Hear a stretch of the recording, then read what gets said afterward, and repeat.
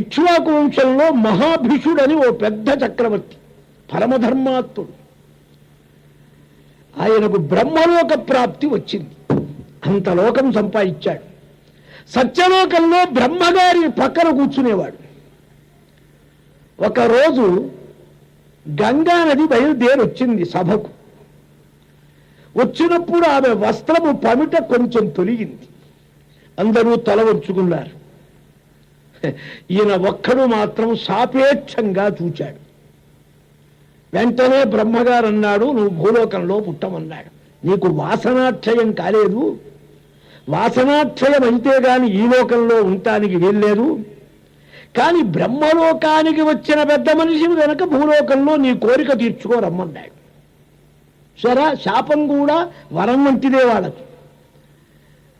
ఆయన తండ్రి ప్రతీపుడని ఒక రాజు, అక్కడ పుడదామని కోరుకున్నాడు.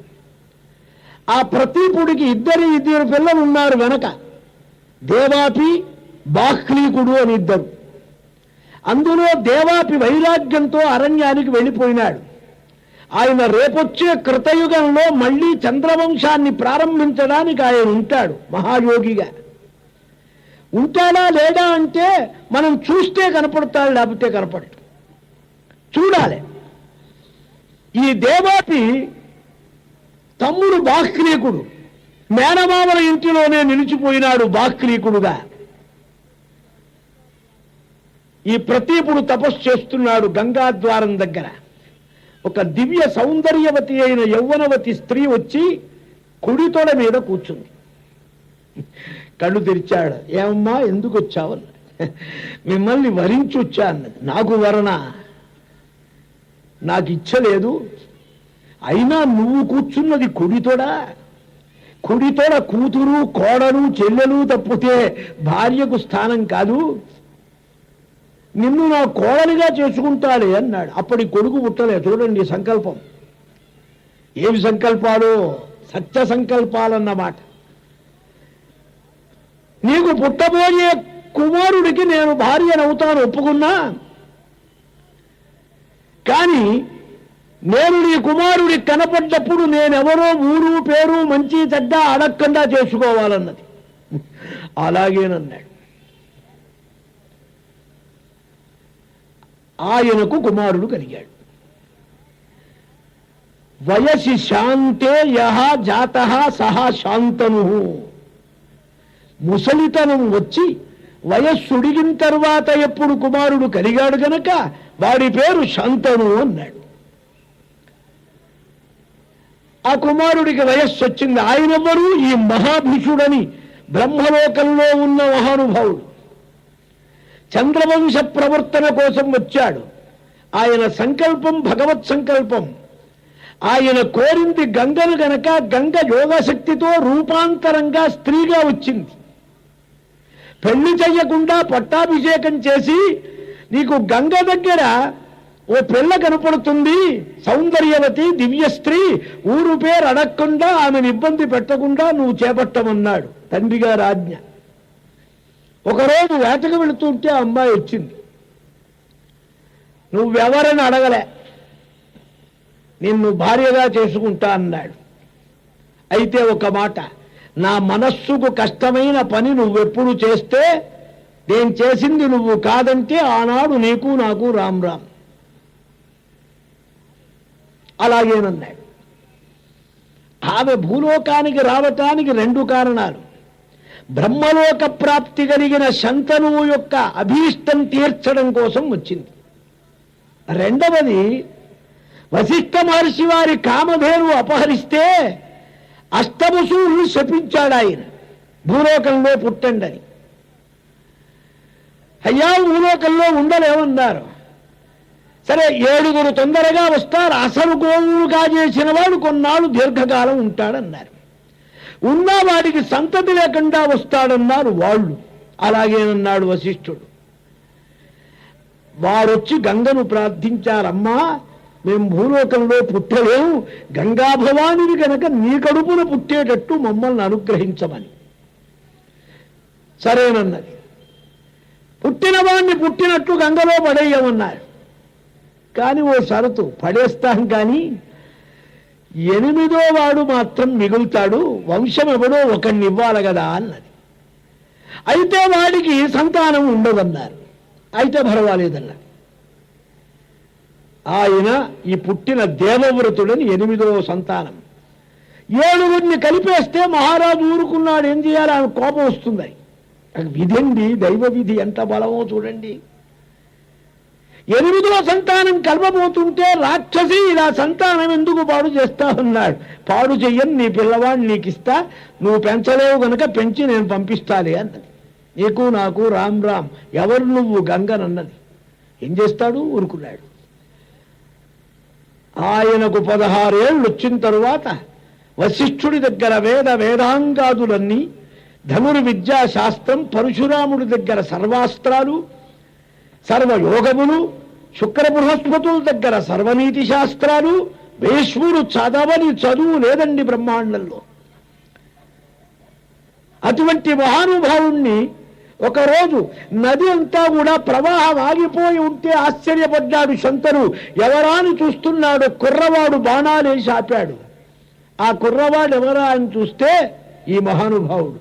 గంగ వచ్చింది, ఈయన నీ కొడుకే తీసుకెళ్ళమన్నది. దేవవ్రతుడని పేరతని. కొన్నాళ్ళు అయిన తర్వాత శంతనువుకు ఒకరోజు సత్యవతి కనపడ్డది గంగా తీరంలో. ఆ సత్యవతిని కోరాడు. తండ్రిని వెళ్ళి అడిగాడు దాశరాజు. ఆయన అన్నాడు, నా పిల్లకు పుట్టే కుమారుడికి రాజ్యాభిషేకం కావాలన్నాడు. ఎందుకంటే నేను దాశరాజుని, మా అమ్మాయి కొడుకైనా మహారాజు కావాలి అంటే ఆ మాట అన్నాడు. అది నేను ఇవ్వలేనన్నాడు. ఇదివరకే యువరాజు ఉన్నాడు నాకు. చెప్పలేక లోపల కుమిలిపోతున్న తండ్రిని కనిపెట్టి కుమారుడు వెళ్ళాడు. కోరిక తెలుసుకున్నాడు. మంత్రుల ద్వారా ఆ పిల్ల ఉన్న చోటికి వెళ్ళాడు. దాశరాజును అడిగాడు. అడిగి నీకేం కావాలన్నాడు. నాకేం లేదయ్యా, మా అమ్మాయికి కలిగే సంతానానికి పట్టాభిషేకం కావాలన్నాడు. అదేగా, నేను పట్టాభిషేకం చేయిస్తా అన్నాడు. చేస్తావు కానీ ఇంకో సందేహం అన్నాడు. అదేమిటన్నాడు. నీకు పుట్టే పిల్లలు ఒప్పుకోవద్దా? వాళ్ళు తగాదా పెడితే మా పిల్ల కొడుకును పోట్లాడగలరో లేరో, ఆ రిస్కు నాకెందుకన్నాడు. అప్పుడు అన్నాడు ఆయన, అద్య ప్రభృతి బ్రహ్మచర్యం భవిష్యతి. ఇది మొదలు నాకు బ్రహ్మచర్యమేనన్నాడు. ఇక్కడ వచ్చింది పెద్ద లిటికేషన్. ఇది మొదలు బ్రహ్మచర్యం ఏమిటి? ఇక పెళ్లి చేసుకోనంటే సరిపోలే. దీని మీద పూర్వమీమాంసా శాస్త్రంలో కుమారుల భట్టు చాలా విచారణ చేశాడు. వ్యాఖ్యాత కూడా చాలా విచారణ చేశాడు. దొరికింది ఏమిటంటే అంతకుముందే ఆయనకు పెళ్ళయి ఉండవచ్చు. పెళ్ళయి ఉంటే ఇప్పటి నుంచి బ్రహ్మచర్యం, లేకపోతే ఏమనాలో నేను పెళ్ళే చేసుకోననాలి అనలేదుగా. అది మరి సంతానం లేకుండా భార్య ఉండవచ్చా? ఎన్ని సూత్రాలు భారతం మీద, అంతా ధర్మ విచారణే. అంటే వివాహంలో సంకల్పం చెబుతారు. ధర్మ ప్రజా సంపత్త్యర్థం ఇమాము స్త్రియముద్వగే. ధర్మ ప్రజా సంపత్తి కోసం ఈ అమ్మాయిని నేను వరిస్తున్నాను. దీన్ని 2 చేయమన్నారు, ధర్మ ప్రజ. ధర్మ ప్రజ అంటే మామూలు ఒకటి, ధర్మపత్రియందు ధర్మ సంతానం.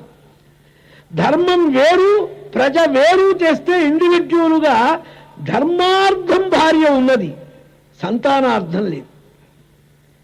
వ్రతములు, యాగములు, యజ్ఞములు, జపములు అన్నీ భార్యతో చేయాల్సినవే. భార్య లేకపోతే ఏం లేదు. అందుకే భార్య మరణిస్తే సన్యసించాలా, లేకపోతే పెళ్లి చేసుకోవాలి. ఎందుకని? ఏ కర్మకాండ ఉండదు వాడికి. భార్య పోతే వాడు పీట మీద కూర్చొని యాజ్ఞం చేయటానికి పనికిరాడు, బ్రాహ్మణార్థానికి పనికిరాడు, జపాలకు పనికిరాడు. ఎందుకండి ఆడవను? కాబట్టి వివాహం చేసుకోవాలి, లేదా వైరాగ్యం వస్తే అఖండమైన సన్యాసం తీసుకోవచ్చు. ధర్మార్థమై భార్య ఉంది భీష్ముడికి అనిపిస్తున్నది. ఉన్నది అని ఎక్కడా రాయలే, లేదు అని ఎక్కడా రాయలే. అసలు చిక్కు పెద్దది. ఉన్నదనటానికి గ్రౌండ్స్ చాలా ఉన్నాయి. ఎలా?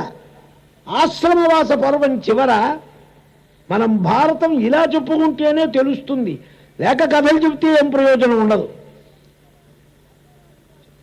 భీష్ముణ్ణి సంస్కరించడానికి ధర్మరాజు గారు 3 అగ్గులను తీసుకువెళ్ళాడు. 3 అగ్గులు అనేవి పెళ్ళైన వాడికి కాని పుట్టవు. 3 అగ్నీన్ కార్హపచ్చ దక్షిణాగ్ని ఆహవనీయాలు. ఈ లోపల అగ్ని కార్యం ఒక్కటే బ్రహ్మచారికి. కాబట్టి అగ్నులు 3 అక్కలు ఉండటం, ఇక్కడ అద్యప్రభృతి బ్రహ్మచర్యం భవిష్యతి అని ఉండటం, ఈ రెండిటి చేత వార్తిక సారంలో కుమారుల భట్టు పూర్వమీమాంసా శాస్త్రంలో ఇది విచారించి ఎగ్జంప్షనల్ కేసు అన్నది. రాముడికి భార్య ఉన్నా సంతానం పొందలేదు. ఎన్నాళ్ళు? 14 ఏళ్ల అరణ్యవాసంలో. భార్యాభర్తృత్వ సంబంధం లేదు, వానప్రస్థంలాగా ఉండేవాడు. ఇది తండ్రి వచనం అనే ప్రత్యేకమైన విశేష ధర్మం చేత విశేష ధర్మము యొక్క బలం అన్నారు. ధర్మం ఉన్నది సాధారణం ఒక మాట, విశేష ధర్మం ఒక మాట. వేదమే చెబుతుంది 2 స్థానాలు. ఎగ్జంప్షన్ రూల్స్ కొన్ని చోట్ల ఉంటాయి, కొన్ని చోట్ల ఉండవు. ఒక ఋషిగారి కన్య 7 భర్తల్ని పెళ్లి చేసుకుంది. మునిజా వార్క్షి అనేటువంటి ఆమె 10 మంది ప్రాచేతసులను పెళ్లి చేసుకుంది. మన భారతంలో ద్రౌపది 5 పెళ్లి చేసుకుంది. ఇవన్నీ రంకు కథలు అనుకుంటారు. భారతం కథలు అనుకుంటే అది వ్యధ. భారతం ధర్మమయం. విశేష ధర్మ, సాధారణ ధర్మ. సర్వజీవులకు అప్లై అయ్యే ధర్మాలు వేరు, కొంతమందికే వర్తించే ధర్మాలు వేరు. ధర్మం చాలా సున్నితం. కుమారుడు సన్యసించాడు. ఆ కుమారుణ్ణి చూడటానికి తండ్రి వెళితే నమస్కారం చెయ్యాలి, నకర్మణా చెప్పి. ఆ కుమారుణ్ణి తల్లి చూడటానికి వస్తే తల్లికి నమస్కరించాలి కుమారుడు. మాతా శతగుణం పితుః, 100 రెట్లురా తండ్రి కంటే తల్లి గొప్పదన్నాడు కొన్నిట్లో. ఇంకా మళ్ళీ చూడండి తమాషా. మీ నాన్నగారు అరణ్యానికి వెళ్ళమన్నాడు, నేనొద్దంటున్నా. తండ్రి ఎంతో నేనంతే. మాతా శతగుణం పితుః అని ఉంది. ఆగమన్నది కౌసల్యాదేవి రామచంద్రమూర్తిని. అమ్మా, ఆజ్ఞాపించే హక్కు నీకు లేదమ్మా, సేవించే హక్కు నాకున్నది. నిన్ను సేవిస్తా, కానీ ఆజ్ఞ ఎప్పుడూ భర్తదే. నీకు ఆయందే నాకు. అందుకే ధర్మశాస్త్రంలో చక్కగా చెప్తారు, భర్త లేని స్త్రీ కాశీ వెళ్ళాలంటే కొడుకు పర్మిషన్ ఇస్తే వెళ్ళాలి. కొడుకు వద్దన్నాడు, వెళ్ళటానికి వీల్లేదు. చూడండి, ఆ శాసనం హక్కు కొడుక్కిచ్చారు. ఎందుకని? ఆత్మా వై పుత్ర నామాసి సజీవ శరదశతం అంగాదంగాత్ సంభవసి హృదయాదధిజాయసే. ఆత్మా వై పుత్ర నామాసి సజీవ శరదశతం. జాతకర్మ సంస్కారంలో కుమారుడి చెవులో తండ్రి మంత్రిస్తున్నాడు ఈ మంత్రాన్ని. నువ్వెవడివిరా? నేనే. శకుంతల అడిగింది దుష్యంతుణ్ణి మన కథలో. అన్నీ భారతంలో ఉన్నాయండి. మీకు వేదంలో ఎక్కడెక్కడ చిక్కు ప్రశ్నలు ఉంటే అన్నిటికీ అర్థం విడతీయటానికే భారతం పుట్టింది. ఈ శంతనువు గారికి మళ్ళీ 2 కుమారులు కలిగారు, విచిత్రవీర్యుడు, చిత్రాంగదు. ఈ చిత్రాంగదుడు అనేవాడు పెద్దవాడు. వాడికి పట్టాభిషేకం చేశాడు. ఎవరు? భీష్ముడు. కేవలం వంశవర్ధనంతా ఈయన వరించాడు. అందుకని భీష్ముడికి సంతానం లేదు. ఎందుకని? వసు ఇక్కడ ఉండకూడదు గనక. ఎవరిక్కడ ఉండరో వాళ్ళకు సంతానం ఉండదండి, అదే గుర్తు. ఇక్కడ ఉండాల్సి ఉంటుందో వాళ్ళ సంతానం ఉండాలి. ఇక్కడ ఉండవలసిన వాళ్ళు కారు, వాళ్ళకు సంతానం లేదు. కొడుకులు ఉత్తరటల్చు నేత్తు రవివేకులు జీవన భ్రాంతితో, కొడుకులు ఉత్తరే ఆ కౌరవేశ్వరులకు నూర్కురు, వారిచే ఏ పుటతూ పొందే శుకునకులు వాటిల్లనే దుర్గతులు. కనుక ఇది ప్రకృతి మార్గంలో మాట. కొడుకులు ఉండాలి, వంశాన్ని వృద్ధి చేసేవాళ్ళు కావాలి, వంశాన్ని బాగు చేసేవాళ్ళు కావాలి. పాపం ఇద్దరు కొడుకులు కలిగారు. చిత్రాంగదుడు అనే గంధర్వుడితో యుద్ధం చేసి వాడికి యుద్ధం చేయాలని హ్యాబిట్, వాడు మరణించాడు. ఇక విచిత్రవీరుడు కోసం కాశీరాజు కుమార్తెలను ముగ్గురిని తీసుకువచ్చాడు రాక్షస విధానంగా భీష్ముడు. అంబా, అంబిక, అంబాలిక. అంబే, అంబిక, అంబాలికే. శృతి కూడా చెప్పింది వీళ్ళ కథల చమత్కారం. ఈ అంబా అనే ఆమె నేను సాల్వరాజును వరించానని చెబితే వదిలేశాడు. ఆ అమ్మాయిని సాల్వరాజు తీసుకోలే, కోపం పెట్టుకొని భీష్ముణ్ణి చంపడానికని తపస్సు చేసి వచ్చే జన్మలో శిఖండిగా మారింది. మొదలే చెప్పాడు తాత, ఆడది పుట్టి మగవాడి మారిన వాడి మొహం చూడనని. వ్యూహం పన్నాడు భీష్ముడు, సర్వతోభద్రమనే వ్యూహం పన్నాడు. మహాభారత యుద్ధంలో అద్భుత వ్యూహ రచన ఉన్నది. ఆ వ్యూహంలో ఒక వ్యూహం పన్నే సర్దార్ వల్లభాయ్ పటేల్ పోలీసు యాక్షన్ పెట్టాడు. తెల్ల జెండా ఎత్తాల్సి వచ్చింది మరుక్షణం. భారతాన్ని బాగా అవగాహన చేసుకొని సలిపిన పటేల్ వ్యూహం అది. నేను అప్పుడే అనుకున్నా, అప్పుడు నేను గుంటూరులో భారతం చెబుతున్నా. అద్భుతమైనటువంటి వ్యూహ రచన మహాభారతంలో ఉంది. అదిగాక పూర్వకాలం భూమిని ఆశ్రయించే యుద్ధం ఉండేది. ఇప్పుడు అర్ధరాత్రి వెళ్ళి బాంబులేసే పాలసీ వచ్చింది కనుక ఇక్కడ న్యాయమేమిటి, అన్యాయమేమిటి, యుద్ధమేమిటి, ఈ యుద్ధాలు వేరు. ప్రాచీన భారత యుద్ధంలో వ్యూహ రచన, వారి సైన్యమంతా ఒక వ్యూహం, వీరి సైన్యమంతా ఒక వ్యూహం పన్నేవారు. భీష్ముణ్ణి ఎదురించి యుద్ధం చేయదలిచిన వారై ధర్మరాజు, భీమసేనుడు, నకులుడు, సహదేవుడు ముందు వైపు వ్యూహానికి ముందు భాగంలో సమస్తమైన సైన్యాల్ని పరిచారు. దుష్టజుమ్న, విరాట, సాత్యకి గొప్ప సైన్యంతో శత్రు సైన్యాన్ని ఢీకొనటానికి సిద్ధంగా ఉన్నారు. శిఖండి, అర్జునుడు, ఘటోత్కచుడు, చేకితానుడు, కుంతిభోజుడు రణరంగంలో పెద్ద సైన్యంతో ఎదురుగా నిలిచారు. ఐదుగురు కేకయ భ్రాతలు, పాండవులు, మహావీరులు యుద్ధానికి సిద్ధమైనారు. భేరీ, మృదంగ, పటవ, గోముఖ, ఆనక, దుందుభి మొదలైన వాద్యాలన్నీ వాయించారు. ఇది వార్ బ్యాండ్. బ్రహ్మాండమైన యుద్ధం ప్రారంభమైంది. అభిమన్యుడు అద్భుతమైన బలంతో దుర్యోధన సైన్యాన్ని చెండాడాడు. అద్భుత పరాక్రమ ప్రభావం చూపిస్తున్నప్పుడు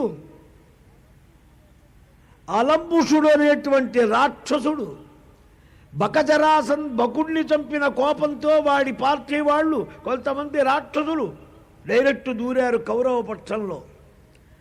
ఇట్లా దూరబోయే రాక్షసులందరినీ చంపడానికి ఇక్కడ పెద్ద హెడ్ రాక్షసుడు ఉన్నాడు, ఘటోత్కచుడు.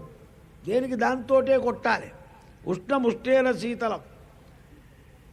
యుద్ధం అద్భుతంగా జరుగుతున్నది. ఇది 9వ రోజు యుద్ధం. విజృంభించాడు తాత. నీ సైన్యాన్ని చక్కగా మర్దిస్తున్నాడు చాచి మరొక మూలగా. తండ్రికి మేనమామకు దీటైన విక్రమ ప్రభావంతో అభిమన్యుడు పోరాడుతున్నాడు రణరంగమందు. సంకుల యుద్ధాలు, ద్వంద్వ యుద్ధాలు జరిగినాయి. నాయన, ద్రోణుడికి ప్రియుడు కదా అర్జునుడు, మరి గట్టిగా యుద్ధం ఎలా చేశాడురా అన్నాడు. యుద్ధ రంగాల్లో ప్రీతులు ప్రేమలు ఉండవు మహారాజా. తెగబడి యుద్ధం చేస్తున్నారు. ఎవ్వరూ పక్షపాతంగా చేస్తున్నవారు లేరు. నీ కొడుకు అవివేకంగా గుర్తించాడు.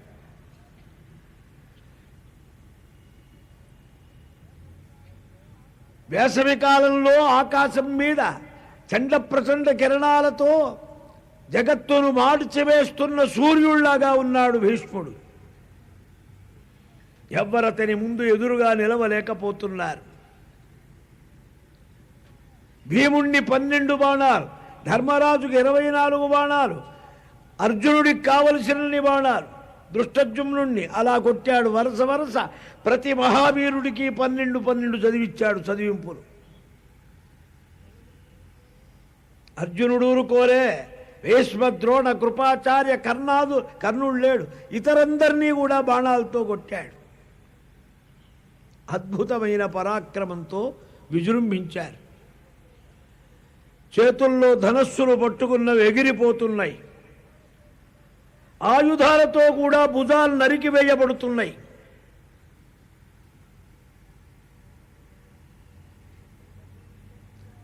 ప్రతపంతమివాదిత్యం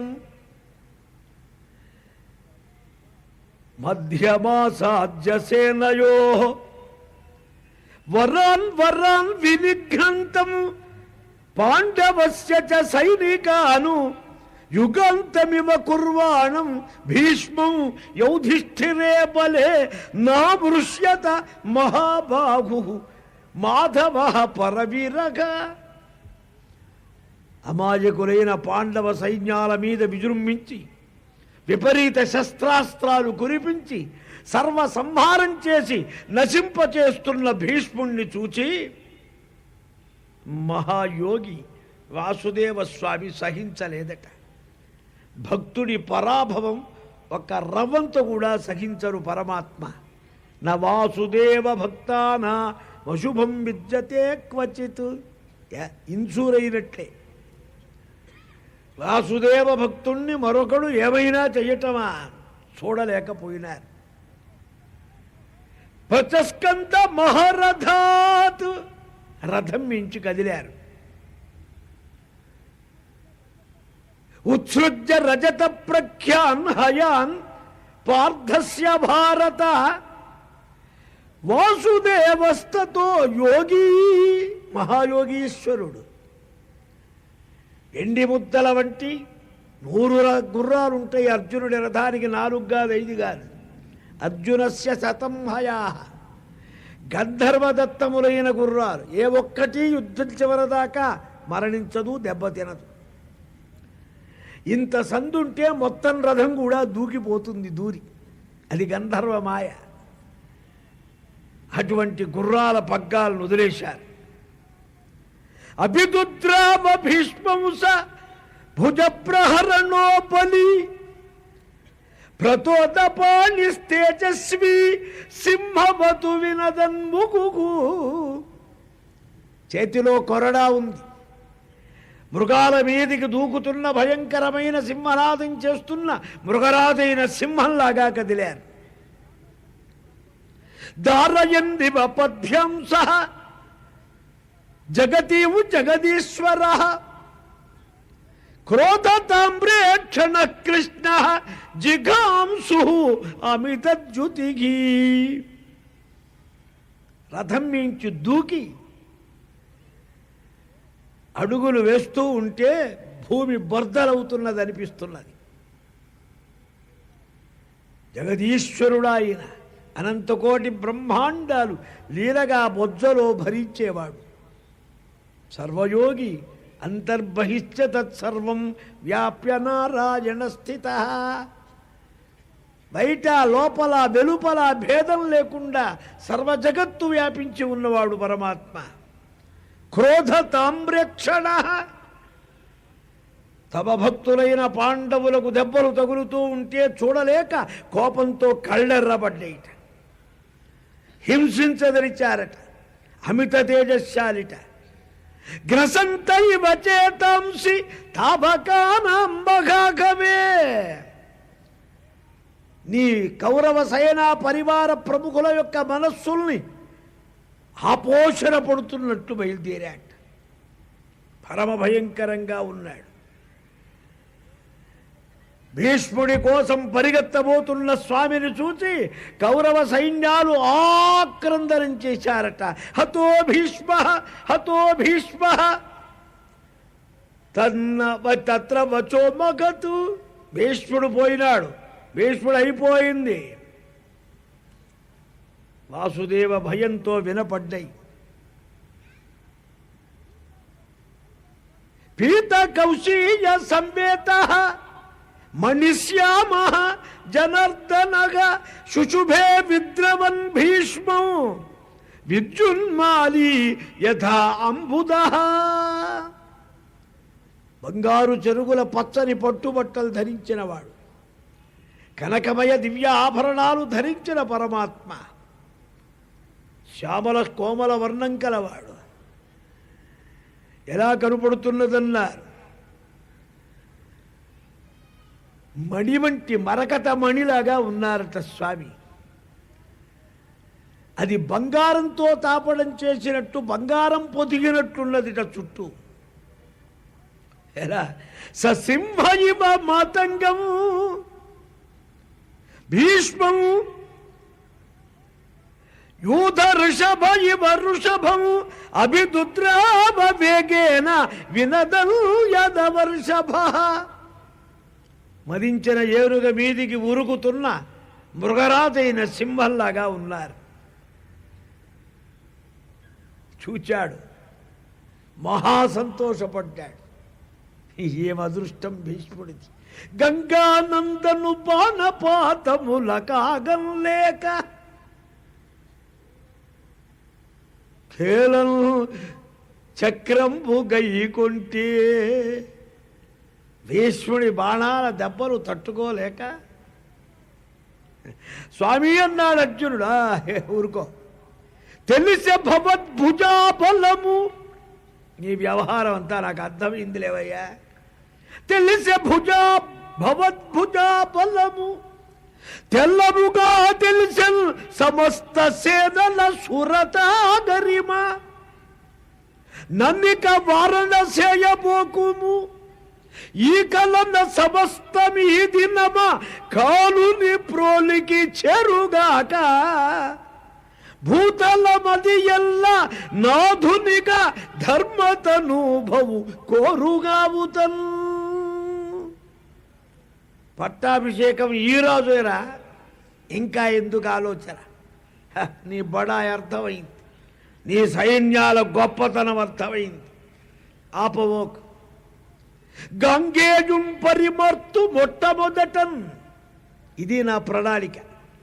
గంగేజున్ పరిమర్తు మొట్టమొదటన్ ఖండిల్తు నా మీద దుస్సంగున్ ద్రోణుని వధింతు నాపై నదశ్వత్థామను. ఆ వెంక నయ్యంగాధీషు గతాసు చేయుదు సోదర్యంబుగా రాజు నుర్వింగుల్తుల్ వెనువెంట ఇత్తు నవనిన్ వేయేలని అన్నకు. ముందు భీష్ముణ్ణి, తర్వాత ద్రోణుణ్ణి, తర్వాత అశ్వత్థామను. చిరంజీవి లేవు, ఏం లేవు అనుకుంటే అంత ఒకటిదే. చిరమనే తీసేస్తే పోతాడు వాడే. పరమేశ్వరుడికి సర్వస్వతంత్ర, సర్వ ఈశాన, సర్వ జగత్తులకు కూడా ప్రధానుడు, సర్వజగన్నాటక సూత్రధారి. అణోరణీయాన్ మహతో మఘీయాన్. అణువులకు అణువు, మహత్తులకు మహత్తు. ఇది అణువా, ఇది మహత్తా? ఏదీ కాదన్నది ఉపనిషత్తు. అస్థూలం అనణు. స్థూలం కాదు, అణువు కాదు, బృహత్తు కాదు, మహత్తు కాదు. మహత్తత్వం అనేది బ్రహ్మాండాన్ని సృష్టిస్తున్న మాయా లక్షణం. దానికంటే అతీతమైనది పరమాత్మ స్వరూపం. తమసః పరస్తాత్. ఈ మూల ప్రకృతి, ఈ తమస్సు, ఈ సమస్తమైన సృష్టి కారణభూతములైన నిదానాలన్నీ ఉన్నవే, వాటన్నిటికీ అతీతమైనది. ఇవన్నీ ఎక్కడికి వెళతాయి? బుద్ధి దాకా వెళతాయి. బౌద్ధులు ఆ బుద్ధినే పట్టుకో ఊడు ఆడారు. గుహాం ప్రవిష్టః పరమే వ్యోమన్ను, గుహాం ప్రవిష్టః పరమే వ్యోమన్ను. పరమ వ్యోమమన్నారు. నిర్మల, నిశ్చల, అసంగ, చిన్మాత్ర, అద్భుత, శుద్ధ, బుద్ధ, ముక్త, పరిపూర్ణ, నిశ్చల, అనంతమైన ఆ పరతత్వం బుద్ధియందు లోలీభావం పొందుతున్నది. బుద్ధియందు లోలీభావం పొందటమే ఆ చిత్తు చిదాభాసుడైపోయింది. సూర్యకిరణం ప్రత్యేకం వెళ్ళి ఫోకస్ కొడుతుంది. సూర్యకిరణం నీళ్ల మీద పడి, అద్దం మీద పడి, దాని నుంచి ఒక ఫోకస్ వస్తుంది గోడ మీదికి. చిదాభాసుడంటే అది. ఈ ఆభాస ఉపాధి దర్పణమో ఉదకమో. మాయాకల్పిత దేశకాల కలనా వైచిత్య చిత్రీకృతం మాయావీవ విజృంభయత్యపి మహాయోగీవ యస్యేచ్ఛయా తస్మై శ్రీ గురుమూర్తయే నమైదం శ్రీ దక్షిణామూర్తయే. మహాయోగి పరమాత్మ. అదే అనంత అవతార బీజ గర్భ ఫలప్రాయం కృష్ణావతారం అన్నారు. కృష్ణావతార ప్రాముఖ్యత ఏమిటంటే అనంతావతారములన్నీ కూడా జామకాయలో గింజల్లాంటివి. కృష్ణస్తు భగవాన్ స్వయం. సర్వము ప్రదర్శించాడు. సృష్టి, స్థితి, లయ, ఆరోపణము, అపవాదము, అధ్యాస, ఈ సర్వము కూడా జగత్తుకు ఎలా కల్పిస్తున్నాడో భాగవతంలో కాదు మీరు చూడాల్సింది, భారతంలో చూడండి. భారతంలో ఆ సమస్త ప్రకరణం చూపిస్తారు. ఉద్యోగంలో సగుణ, నిర్గుణ, నిర్విశేష, విశేష, కేవల, నిష్కేవల, విచిత్రమైన వైభవం. అటొకటి ఇటొకటి ఇటొకటి. సగుణ సాకార స్వరూపం. కరికి లంఘించు సింగంబు కరడి మెరసి నేడు భీష్ముని చంపుదు నిన్ను కాదు నిలువు అర్జునా. గజస్య సింహ ఇవ గర్జన్ భారతంలో మూలం. దీన్నే పట్టుకున్నాడు పోతన్న. భాగవతంలో ఈ శైలి అక్కడికి పుక్కడించుకున్నాడు. హయరింఖాముఖ ధూళి ధూసర పరిన్యస్తాల గోపేతమై రజజాత శ్రమతోయ బిందుయుతమై రాజిల్లు నెమోముతో జయముల్ పార్థునగిత్తునంచు అని నా శస్త్రాగతి చాలా నొచ్చయు బోరించు మగానుభావు ఎదలో చింతింతు అశ్రాంతము. భీష్ముడు ఎన్ని సంవత్సరాల నుంచి అభ్యసించాడు పరమాత్మ ధ్యానం. చిన్నప్పటి నుంచి యోగే. పరమభాగవతాగ్రగణ్యుడు. ప్రహ్లాద, నారద, పరాశర, పుండరీక, వ్యాస, అంబరీష, శుక, శౌనక, భీష్మ, దాల్భ్యాన్, రుక్మాంగద, అర్జున, విభీషణ ప్రముఖాన్ పరమభాగవతాం స్మరామి నమామి. ఈ పరమభాగవతుల లిస్టులో ఉన్నవాడు. భక్తియోగ రసాస్వాదనం చేసినవాడు. అఖండమైన అస్ఖలిత నైష్ఠిక బ్రహ్మచర్య సంపాదన కలవాడు. అపారమైన సద్గురు కృపా ప్రభావం చేత అద్భుత శక్తి సామర్థ్యాలు కలవాడు యోగి. ఆత్మావారే ద్రష్టవ్యో మంతవ్యో నిధిధ్యాసితవ్య. శ్రవణ మనన నిధిధ్యాసన స్థితికి వచ్చినప్పుడు శంకర భగవత్పాదులు అంటారు భాష్యంలో, అపిచోపాసనం నిధిధ్యాసనం చ అంతర్నీత ఆవృత్తి గుణైవ క్రియాభిధీయతే. ఆ మననాతిరేకం చేత సంతత అనుసూతమైన ఆ భగవద్వృత్తి వ్యాపారం కలుగుతుంది. మనకు వృత్తి వ్యాప్యత ఫల వ్యాప్యత అని వేదాంతులు రెండు ఇచ్చారు. మనకు ఫల వ్యాప్యత ఉన్నది అంటే కుండ, తట్ట, బుట్ట, మంచం, కారు, పందిరి, మైకు, ఫోటో అన్నీ. ఇది మనం చిత్తం క్రియేట్ చేసేది. అథవా చిత్తదైహిక వాసిష్టంలో చెబుతారు. చిత్తం క్రియేట్ చేస్తున్నది నీకు అక్కడ, దాన్ని ఫల వ్యాప్యత అన్నది యోగ వాసిష్టం. చిత్తం క్రియేట్ చెయ్యదు, వృత్తి వ్యాప్యత. ఆత్మాకారానుసంధానముందే ఉంటుంది యోగులకు. ఈ కనపడ్డవన్నీ ఊరికే చిత్రంగా ఐంద్రజాలకుడి ఇంద్రజాల ప్రభావంలాగా కనపడుతుంది. వాటి ఎందు ఆసక్తి ఉండదు, రాగద్వేషాలు ఉండవు. విలాసం పరమేశ్వరుడు. ఇలా ధ్యానించేటువంటి మహానుభావుడు ఇన్నాళ్ల నుంచే ధ్యానిస్తున్నాడు. కానీ ఆయనకు నిజంగా రతి కుదిరింది, హృదయంలో నిలిచింది, హత్తుకున్నది, అనుభవానికి వచ్చినది ఈ మూర్తి యుద్ధరంగంలో.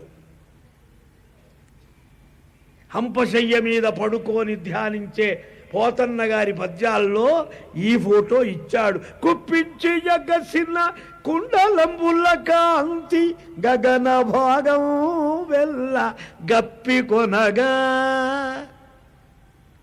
నురికిన నూర్వగా ఉదరంబులోనున్న జగముల వ్రేగున జగతి కదల చక్రంబు చేబట్టి సన్నుదెల్చు రయమునా పైరున్న పచ్చని పటముదారా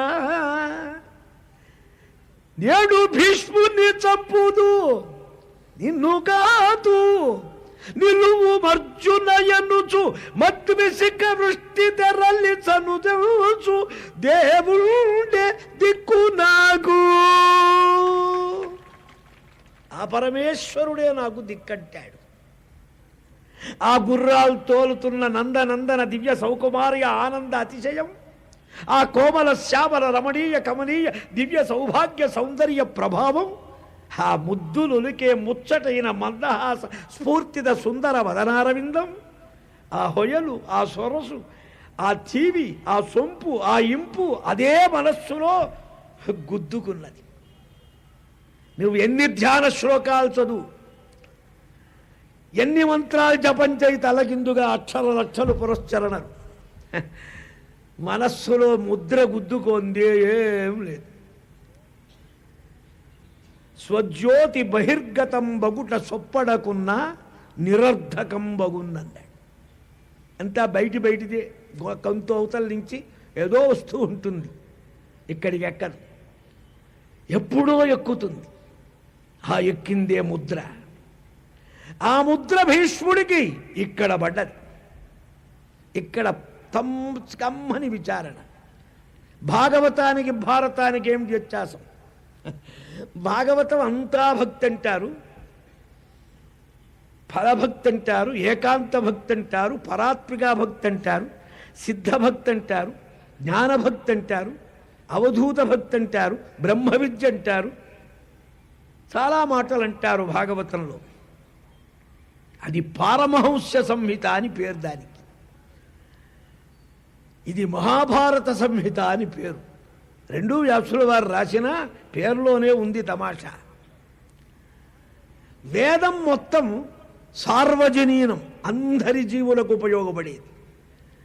ఉపనిషత్తు వరకు బ్రహ్మ జిజ్ఞాసులకు ఉపయోగపడేది. సార్వజనీనమైన ఒక దివ్యమైన మహాగ్రంథం రాశారు. అయితే ఇది రాసిన తర్వాత చిత్తతాపం తగ్గక కదా రాసింది. అది నహినిందా న్యాయం అన్నారు పూర్వమీమాంస వారు. ఒక వస్తువును చెప్పాలంటే ఇది జరిగిన దాంట్లో చాలా గొప్పది అంటే దీన్ని స్తుతి చేయటం ముందు తాత్పర్యం, కానీ వెనకడిది పనికిరాందని కాదు అర్థం. మరి ఈ స్తుతి ఎందుకు చెయ్యాల్సి వచ్చిందన్నారు.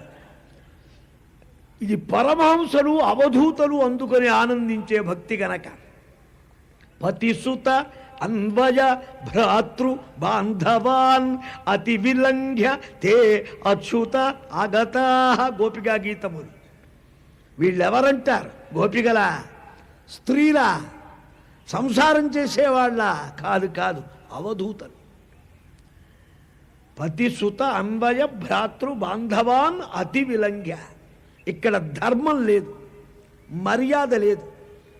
అందుకే చూడండి, యజ్ఞం జరుగుతూ ఉంటే యజ్ఞపత్రులు తీసుకోవచ్చి భోజనం పెడితే స్వామి ఆరగించాడు.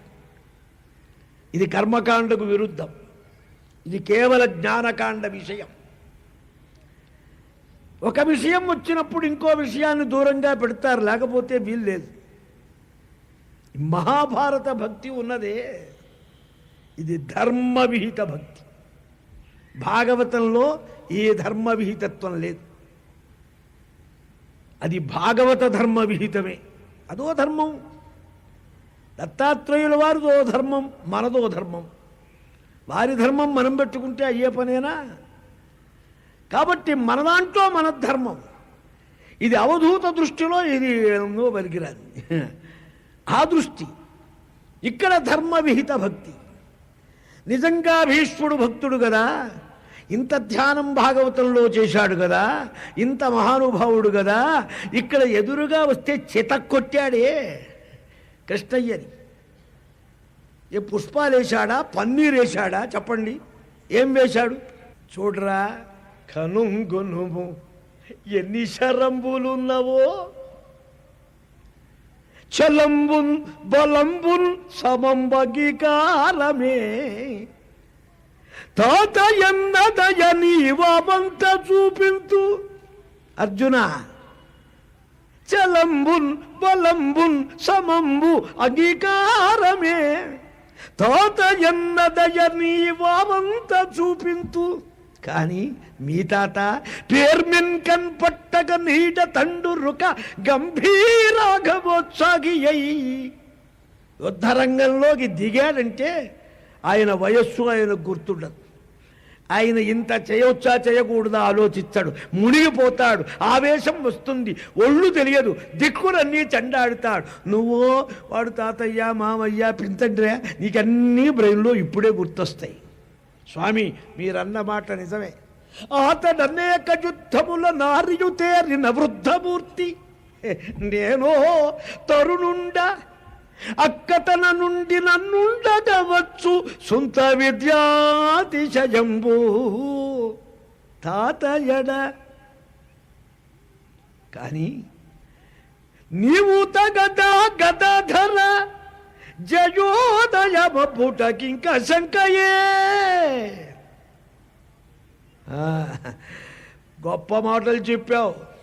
పలికిరి బీరముల్ నృపులు, పలికితివి ఒక కొన్ని బీరములు, సలిపెడు వేళకుల్ బలము చాలకపోయే, అశక్యమౌ పనింతల నిడుకోదరంబే, ఇక దప్పదు యుద్ధము నేడొకింత ఏ నలుగకయున్న రాజ్యమది ఎప్పు సుయోధను చేతికి.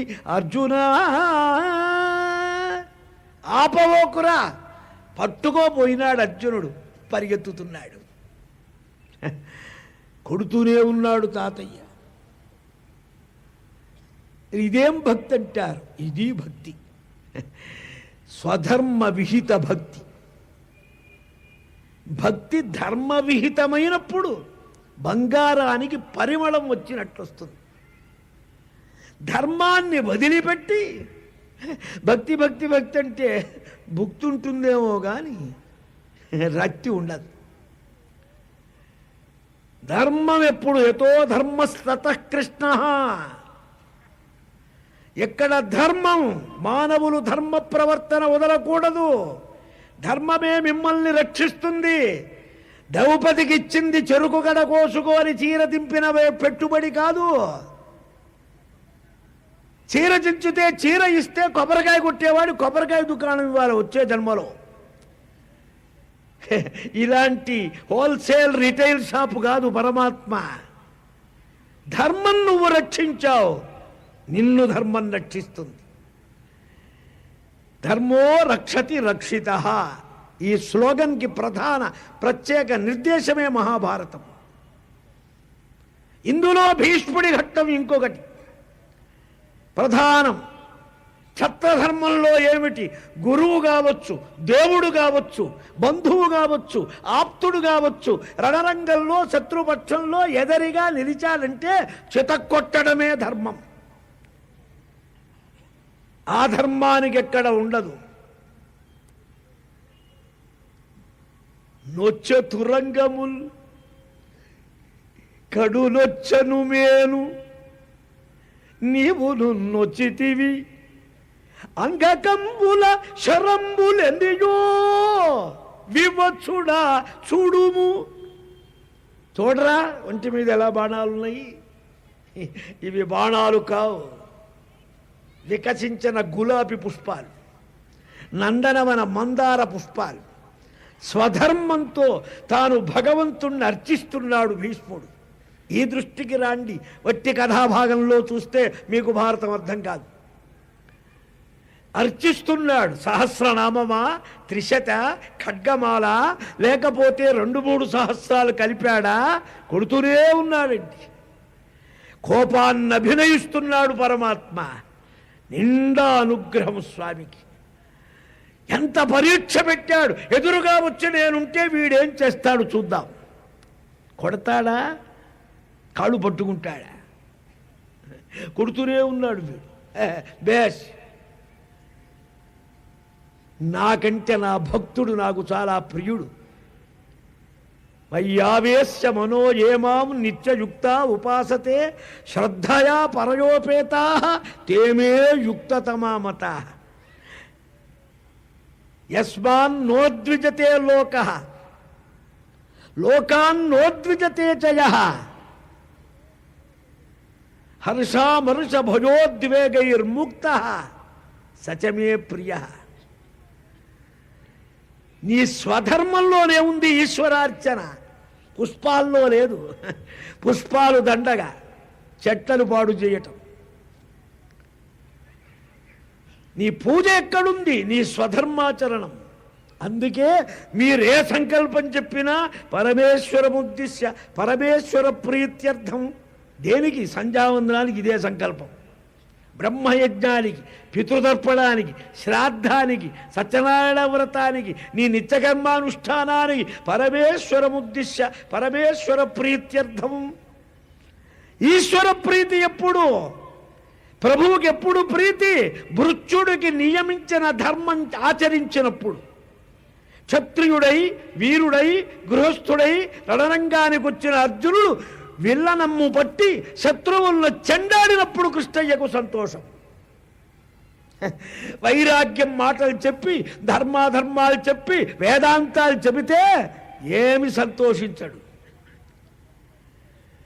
ధీరుడైపోతే అసలు సంతోషించడు. కాయనంటాడు, నీ దైన్యం మిక చాలు ఓర్వగలదేనిన్ కొమ్ము కోదండము లేదా పోదము రమ్ము ద్వారకకు వేరే వారు వీరేలా నీకైదుళ్ళిచ్చద బావలైదుగురకు నేను అత్యంత ప్రశాంతముగా వేదాంతార్థము ముచ్చడింపుకొనుము అన్వేషింపు మీ బ్రహ్మము.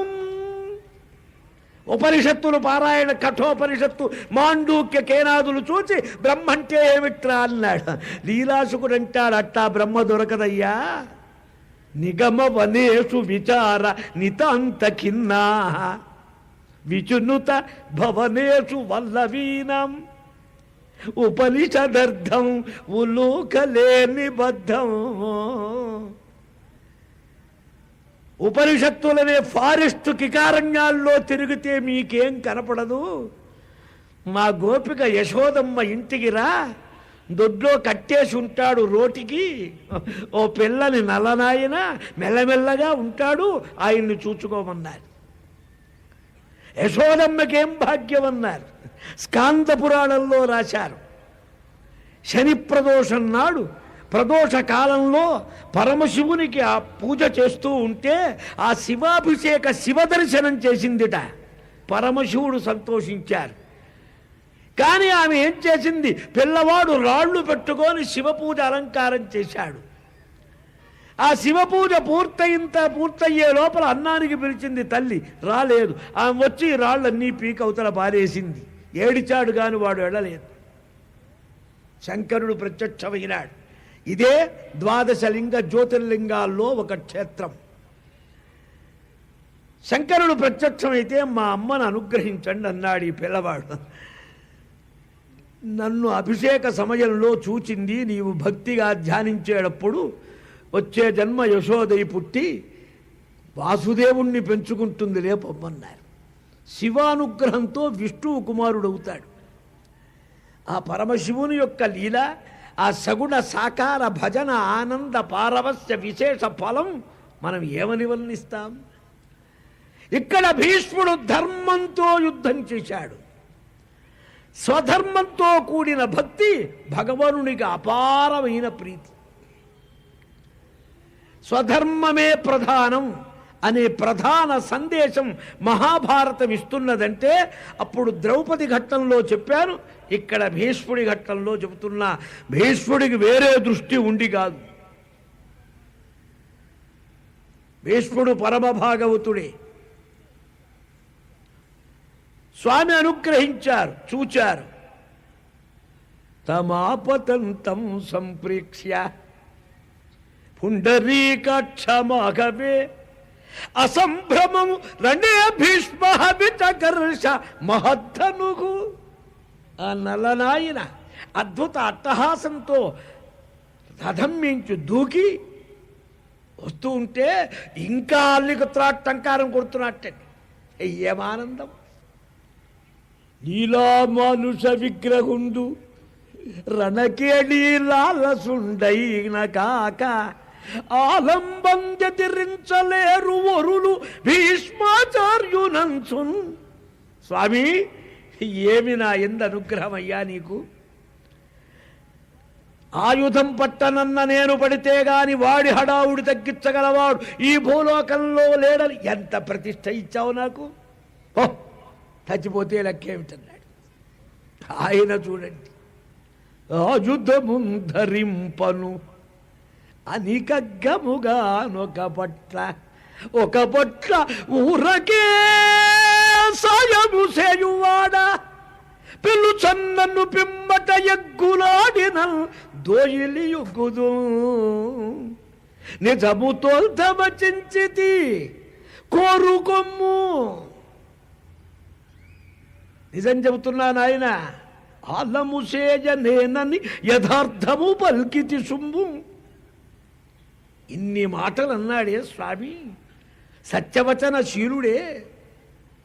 ఇక్కడ ఆయుధం పట్టడం ఏమిటండి, తప్పు కాదా? తప్పొప్పులు నీకు కానీ నానవాప్యమవాప్తవ్యం వర్తజేవ చకర్మణి. తప్పేమిటి, ఒప్పేమిటి? నువ్వు తప్పు చేస్తే సస్పెండ్ అవుతావు, ఒప్పు చేస్తే ఇంక్రిమెంటో పర్మిషనో వస్తుంది. మాకు ప్రమోషను లేదు, సస్పెన్షను లేదు. ఈ తప్పొప్పులు అసలు ఖాతరు చెయ్యం. ఎందుకని? నా భక్తుడి కోసం. భగవాము స్తుష్ట ముక్తిం దదాతి నతు భక్తి. మోక్షమైనా ఇస్తాట కానీ భక్తి ఇవ్వట్ట భగవంతుడు. భక్తి గొప్పదా, జ్ఞానం గొప్పదా? పెద్ద తగాదా ఉంది. జ్ఞానోత్తరకాలీన భక్తి, జ్ఞానానంతరం కలిగే భక్తి, అది చాలా గొప్పది. శ్రీశుకాదుల భక్తి. నివృత్తతర్షై ఉపగీయమానాత్ భవౌషధాత్ శ్రోతృమనోభిరామాత్. నివృత్తతర్షై, తృష్ణ లేనివారు, విరాగులు వీతరాగులు పరమాత్మల ఆనందంతో అనుభవిస్తారు. అది జ్ఞానోత్తరకాలీన భక్తి అన్నారు. భక్తిగా భగవంతుడు బద్ధుడవుతాడు. నీకు ఏ దేనితో ఏకయా రచనయా బధ్య భక్తియా, ఒక్క భక్తి భగవంతుణ్ణి కట్టేస్తుంది, ఎంతగానో చేస్తుంది. సక్కుబాయిగా కట్లు కట్టించుకున్నాడు. యశోదమ్మగా గోపాల బాల మురళీధర శిశువుగా కట్లు కట్టించుకున్నాడు. రోగిటి మంథానమాకల్లయత దధి రిక్త పాత్రే. పరమాత్మయందు మనస్సును ఒప్పజెప్పడమే భక్తి అంటే. చేతులు మోగించడం, నోటితో అరవటం కాదు. ఇది ఆంతర్యమైన భ్రమరకీట న్యాయం ఉపాసన. జ్ఞానం అది కాదు. జ్ఞానానికి ఉపాసనకి తేడా ఉంది. జ్ఞానం భావిస్తే వచ్చేది కాదు, అనుభవంలో ఆలోచనతో మననంతో అఖండ ఇహముత్ర ఫలభోగ వైరాగ్యంతో కలిగేది. అది సిద్ధం, సాధించేది కాదు. భక్తి సిద్ధమే, కానీ భగవదనుగ్రహ సాధ్యం. భగవదనుగ్రహానికి కర్మ చాలా అవసరం. అదే నిన్న మనం గీతలో చెప్పుకుంది. కర్మతో భక్తి, భక్తితో భగవదనుగ్రహం, దానివల్ల అఖండ వైరాగ్యం, దానివల్ల ఉత్తరకాలీన జ్ఞానం, జ్ఞానాన్మోక్ష, జ్ఞానేనైవతు కైవల్యం. ఈ భక్తి స్వధర్మ విహిత ధర్మయుక్తమైన భక్తి మహాభారత భక్తి. కేవల ప్రేమాత్మక అవధూత సర్వసంగ పరిత్యాగ బ్రహ్మ విద్యారూప భక్తి భాగవత భక్తి. ఆశ్రమ ధర్మ మానవ ధర్మ ఆచరణ రూప విహిత భక్తి శ్రీమద్రామాయణ భక్తి. మూడున్నయి: కర్మమిశ్ర, జ్ఞానమిశ్ర, కేవల. మూడు భక్తుల్ని మూడు గ్రంథాలు ప్రస్ఫుటంగా మనకు చూపిస్తూ మూడు ఈ దేశంలో ప్రచారంలో ఉండటానికి కారణం. చూచంటాడు గోవిందుణ్ణి చూచి, అసంభ్రమేణ చేతస, భ్రాంతి ఏమీ లేదు, తొందరపాటు ఏమి. ఏక్యేకి పుండరీకాక్ష దేవదేవ నమోస్తుతే మా మధ్య సాత్వత శ్రేష్ఠ పాతయస్వ మహావే. రా రా రా రావయ్యా మాధవ పుండరీకాక్ష. హృదయ పుండరీకములయందు చక్కగా కుదురుగా పాదాలను నిలిపినవాడు పుండరీకాక్షుడు. ఉదరముందున్నటువంటి ఆ పరమోత్తమ సర్వేశ్వర ధ్యాన బంధుర చిత్తం కలవారికి సులభంగా లోబడేవాడు దామోదరుడు. ఓ పుండరీకాక్ష రా, కొందరగా నన్ను పడేయమన్నాడు. త్వయాకి దేవ సంగ్రామే హతస్యాపి మమ అనఘా శ్రేయేవ పరలోకే భవతి మాధవ. నీ చేత ఈ శరీరాన్ని, పాంచభౌతిక శరీరాన్ని భీష్ముడనేవాడు వదిలితే అబ్బో పరమశ్రేయస్సు కలుగుతుంది. అసలు నా గొప్పతనం ఎవడికి రాదు. త్రైలోక్యస్యాపి సంభోపితోస్మి గోవింద. 14 లోకములలో పరమ పూజ్యుణ్ణైనా నేను. ఎందువలన నీ ఎంతవాడు, ఆయుధం పట్టనన్నవాడు, నీ భక్తుడి ప్రతిజ్ఞ గొప్పదా, నీ ప్రతిజ్ఞ గొప్పదా ఆలోచించావు. ఎంత అనుగ్రహమయ్యా భక్తుని మీద. నా ప్రతిజ్ఞ నిలపాలని నీ ప్రతిజ్ఞ రద్దు చేసుకొని నన్ను గౌరవించడానికి వచ్చావు. నా జన్మ సార్థకం కాదా? భగవంతుడి అపార కృపా విశేషమేమి చెప్పాలి. హంస అమ్ముల పాన్పు మీద పడుకున్నాడు. ధర్మరాజుకు ఎదురుగా కూర్చున్నారు శ్రీకృష్ణస్వామి వారు. ఏదో ఆలోచిస్తున్నారు. స్వామి, లోకమంతా నిన్ను ధ్యానిస్తుంది, నువ్వు దేన్ని ధ్యానిస్తున్నావన్నాడు ధర్మరాజు. నన్ను మీ తాత ధ్యానిస్తున్నాడయ్యా. ఎవడు యమ నియమాది అష్టగుణములతో యమితమైన చిత్తంతో ఏకైక ధ్యానంలో నన్ను స్పృశిస్తాడో స్వామికి అక్కడ తగులుతుంది తండ్రి. ఆ తగలటమే భక్తి రసికులు మాధుర్యాధిష్టాత్రి భక్తి అన్నారు. 1000 ఏళ్ళు పోరాడినా గజేంద్రుడి పిలుపు వినపడక కుయ్యాలించి సంరంభియ్యై అల వైకుంఠపురంబులో నగరిలో ఆ మూల సౌధంబు దాపల ఎంతో దూరంగా కుయ్యి ఆలించి ఎందుకు వినపడ్డది? ఇది మాధుర్యాధిష్టాత్రి విలాసం. అంత దూరం వెళుతుంది పరమాత్మ యొక్క స్థితి. మీ తాత ధ్యానిస్తున్నాడు, నేను ఆయన్ని ధ్యానిస్తున్నా.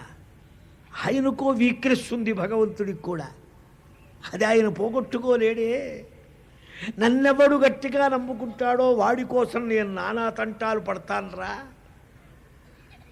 వేదవతి మా సీత కోసం అవస్థపడితే వెంకటేశ్వరుడుగా దిగా, శ్రీనివాసుడుగా. లేకపోతే నాకు పెళ్ళేమిటి, నాకు ఈ డబ్బంతా ఎందుకు? ఆ కుబేరుడికి ఎంత తీర్చినా వడ్డీ అంటున్నాడు ఆయన. స్కేల్ పెంచేశాడు వడ్డీ. ఈ బ్రహ్మోత్సవాల్లో 9,34,34,874 రూపాయల 34 పైసలు వచ్చిందంటే ఇది తూనా కుటుంబాలు, దీన్నంతా వడ్డీ కింద వేసేస్తానంటాడు ఆ కుబేరుడు. ఎప్పుడయ్యా నీ బాకీ తీరేదన్నాడు. బాకీ అసలు ఫాయిదాలతో తీరితే ఇక్కడ నేను ఉండనన్నాడు. బాకీ కోసం ఉన్నాడు ఆయన. ఆయన ఉంటే కానీ ఆడ పురుషులు కాదు, ఈవోలు పేస్కారులు వచ్చింది లెక్క పెట్టుకోవాలి కానీ ఆయన లేకపోతే ఇంకేముంది? ఇదేమిటయ్యా ఈ అవస్థ? ఈ అదంతా ఎందుకు? పెళ్లి కోసం. పెళ్ళెందుకు? ఆ వేదవతి కోసం. ఏం చెప్పమంటావు? ఓదానికి ఒకటి. నంద యశోదల కోసం నేను రాలే. ఒక ఆయన భాగవతానికి అంతరార్థం మహాపాపం అండి. ఏ గ్రంథానికి అంతరార్థం చెప్పడం ప్రామాణికులు ఒప్పుకోరు. మా తాతగారు పండిత ప్రవర వ్యాఖ్యాన వాచస్పతి, 18 పురాణాల్లో వ్యాసస్థానం మా పితామహుల్ది. వారి మాటకు అభ్యంతరం లేదు. వారి నిజమైన తీర్పు, మండలేక వెంకటశాస్త్రి గారి తీర్పు, అంతరార్థం చాలా అన్యాయం. చాలామంది పండితులు చెబుతున్నారు. కలి ప్రభావం, మనం ఏం చెప్పలేం. ఒక స్వాములు వారు భాగవత వ్యాఖ్యానం చేస్తూ ఉంటే కరపాత్రి స్వామి చెప్పారు ఈ మాట. నందయతీతి నంద గాం పాలయతీతి గోప నందకుమార కుచ్చితాన్ మారయతీతి కుమార ధాతూనాం అనేకార్థత్వాత్. ఒక హారం అనే దానికి ఉపసర్గ తగిలిస్తే ఉపహారం, ఆహారం, ప్రహారం, సంహారం, విహారం, అగ్రహారం, మణిహారం ఎన్ని తగిలించండి, తగిలిన కొద్దీ ఆ ఉపసర్గతో మారిపోతున్నది అర్థం. అలా పిచ్చి పిచ్చి అర్థాలు ఎన్నన్నా లాగొచ్చు కానీ అది మన బుర్రలో ఉన్న పాండిత్య ప్రభావం. కానీ నందుడనే గోపాలుడు ఉన్నాడు, వాడి కుమారుడుగా నేను ఆనందం ఇచ్చా. నువ్వెవడివిరా నన్ను కాదని నీ పిచ్చి పిచ్చి వ్యాఖ్యానం మొదలుపెట్టావని ఒక స్వామీజీ అంతరార్థం మొదలు పెడితే స్వప్నంలో శ్రీకృష్ణ స్వామి వచ్చి కర్ర పెట్టి కొట్టాట బుర్ర మీద. బుద్ధి వచ్చి ఆ వ్యాఖ్యానం మానుకున్నాను రాశాడు ఆయన. భగవల్లీల సగుణ సాకారం, పరమేశ్వరుడి విలాసం, భక్తుడి యొక్క గొప్పతనం ఆయన అంగీకరిస్తాడు. నువ్వు అంగీకరించలేకపోతే ఎలా? మధ్యలో నువ్వెవడివి? వాళ్ళిద్దరి మధ్య వెళ్ళారు శ్రీకృష్ణస్వామి వారు ధర్మరాజుతో కూర్చున్నారు. స్వామి మాధవ వచ్చావా? కళ్ళల్లో ఏది ధ్యానిస్తున్నాడో అదే కనపడ్డాడు మనిషి. ఏం ఆనందం! తాత, నువ్వు పరమపదిస్తే ఈ లోకంలో ధర్మాలు సూక్ష్మాలు, ఆపద్ధర్మ, వర్ణధర్మ, ఆశ్రమధర్మ, గృహస్థధర్మ, సంకటధర్మ, మోక్షధర్మ, రాజధర్మ, అనేక ధర్మాలు, సిచ్యువేషన్ బట్టి ధర్మం మారుతూ ఉంటుంది. ఇన్ని ధర్మాలు, ఇవన్నీ ఎవరు చెబుతారయ్యా? నీ మనవడు నీ వల్ల విందామని వచ్చాడు. ధర్మరాజు అన్నాడు, దెబ్బలతో నాకు దాహం పుడుతున్నది, మతిభ్రంశమైపోతున్నది. నువ్వేమడుగుతావో నేను చెప్పలేను. వెనకటివన్నీ మర్చిపోయినా, బహుతాపంలో ఉన్నా. ఇప్పుడు నేనేం చెబుతా? వాడేం వింటాడు? స్వామి, నా వల్ల కాని పని అన్నాడు. నీకు స్మృతిభ్రంశం ఉండదు, బుద్ధిభ్రంశం రాదు, దాహం ఉండదు, తాపం ఉండదు. సర్వానుగ్రహాలు నేనిస్తున్నా, తీసుకో, చెప్పు. ఏమీ లేని నాకు ఇన్ని పెట్టుబడులు పెట్టి చెప్పించకపోతే ఆ కాస్త సర్వజ్ఞుడివి నువ్వు చెప్పకూడదా అన్నాడు భీష్ముడు. నేను చెబితే నాకు పెరిగే ప్రతిష్ఠ ఏమిటన్నాడు. ఆ సర్వజ్ఞుడు అంటారు. ఇదివరకే అన్నారుగా, ఇప్పుడు కొత్తగా వచ్చేదేముంది? తస్య నామ మహద్యశ. ఉపనిషత్తు చక్కగా చెప్పింది, ఆయన పేరే యశస్సు. కొత్తగా పెరిగేదేముంది? నా భక్తుడు, ధర్మజ్ఞుడు, వేత్త, భీష్ముడు అబ్బో అని అంటే నాకెంత సంతోషమో నీకేం తెలుసన్నారు. అట్టి అపార కృపా విశేషం భీష్ముని మీద. కృష్ణ శ్రేయజేమ పరం కృష్ణ లోకే భవతి సర్వతగా సంభావితోస్మి గోవింద దాసోస్మి తవ మాధవ.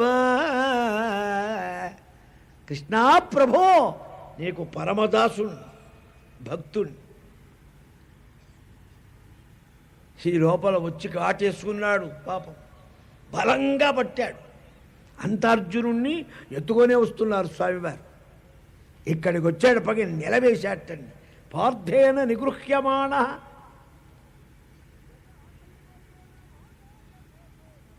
జగామైవయేన మాదాయ వేగేన పురుషోత్తమ. పట్టుకోబోతూనే ఉన్నాడు ఇంకా మళ్ళీ ముందుకి.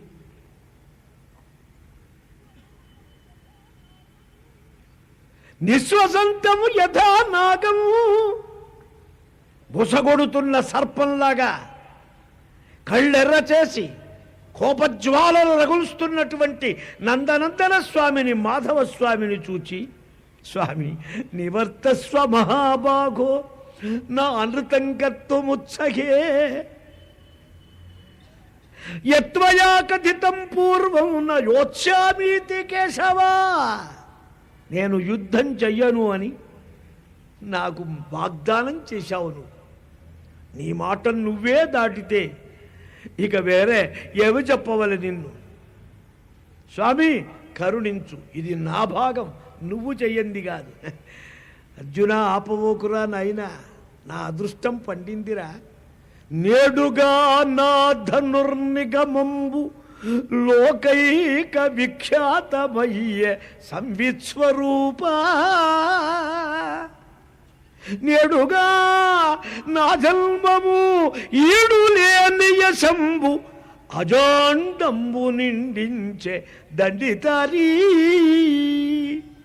నేడుగా నా బాహునాడుల ప్రవహించు రక్తంబు శక్తంబు ముక్తగేయ.